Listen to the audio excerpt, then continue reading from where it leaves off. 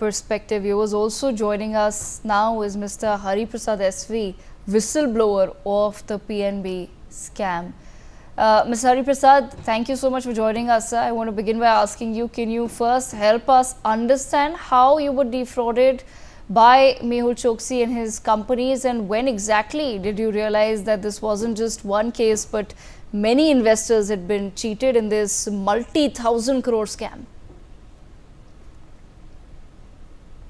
Okay, so basically in 2011 and 12, I had started to have franchisee business with Mehul Choksi in the name of Geetanjali Gems.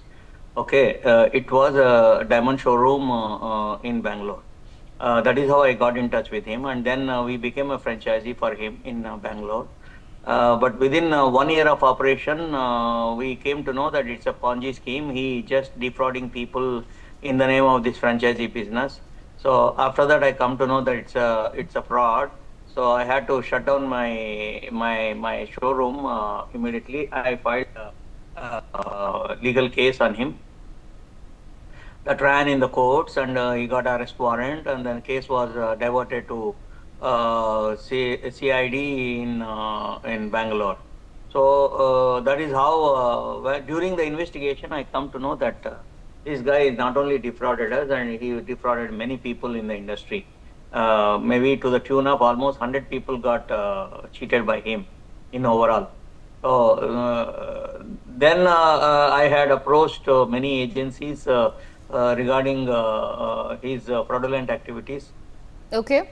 I informed the agencies that all the activities, fraudulent activities he was doing with various banks and various authorities. So, but unfortunately, nobody took action against him. And finally, when the PNB, Punjab National Bank scam is erupted, everything came into the open.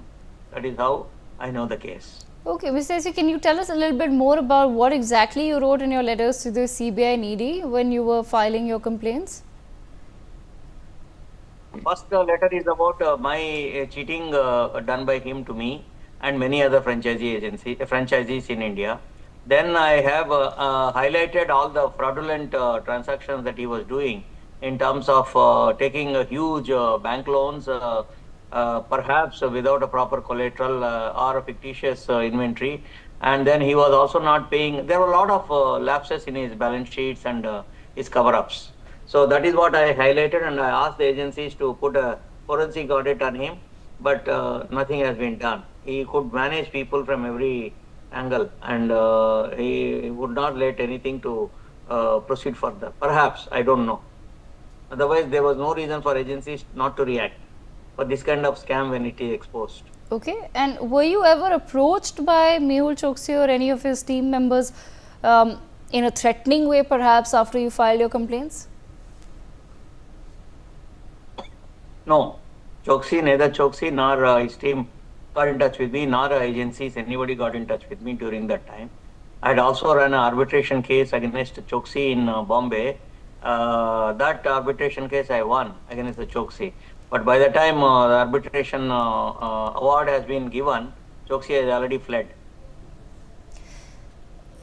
Mr. Hariprasad, of course, it's very sad that the agencies did not pay heed to your complaints, but does today Mehul Choksi's arrest give you any hope of a possible extradition, since Belgium has now arrested him finally on CBI's request? And what do you think could be Mehul Choksi's next moves? See, getting him arrested is not it's also difficult, but once it is done, do you think he is going to let go his legal options so easily and come back to India and give away all the money? I don't think so. He has a fat wallet, and he can employ best of lawyers in the world, and he will obviously try to avoid extradition or avoid a jail term. He has a lot of precedences to this effect. What is the guarantee that he will come back? It's not going to be easy. It's not going to be easy, but Mr. Hariprasad, multiple banks, their customers have been cheated, so have you. What do you think will possibly or should possibly happen next in order to get justice in this case? What's your hope?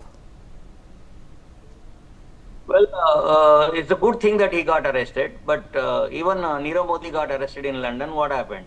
He's still happily living in London. I don't know how he is living in the jail or better lifestyle. I don't know. Vijay Mallya is also gone to London, and he's also not arrested. He's also not deported. Lalit Modi gone. Vijay Mallya is gone. Mehta is gone.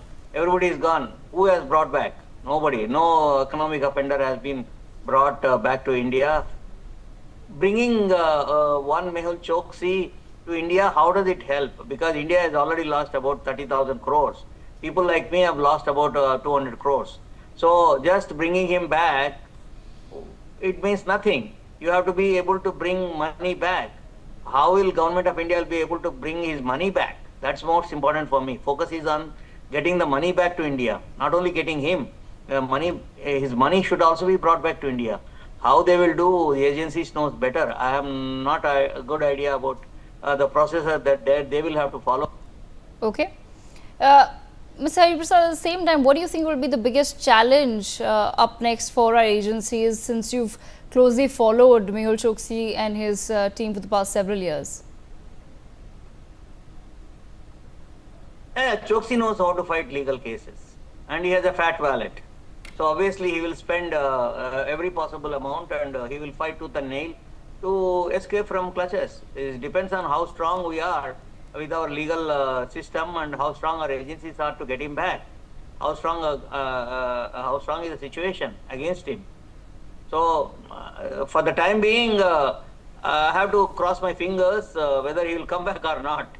Okay, and lastly, I of course want to ask you, are you hopeful now of Nirav Modi's extradition as well, because his repeated appeals are failing in London? Obviously, you think just by catching him in the jail, what happened when he was in Antigua? What happened? We have all the legal cases. His passport issue was itself is a fraud. It was fraudulently issued to him a new country passport, despite having cases in India. And then entire team agencies have gone there, spoken to all the authorities there. They took a private aircraft to bring him back. But what happened? They all have to come back empty-handed. What do you have to say for that? Okay, yes, of course. Why did we cannot get him from a small country like Antigua?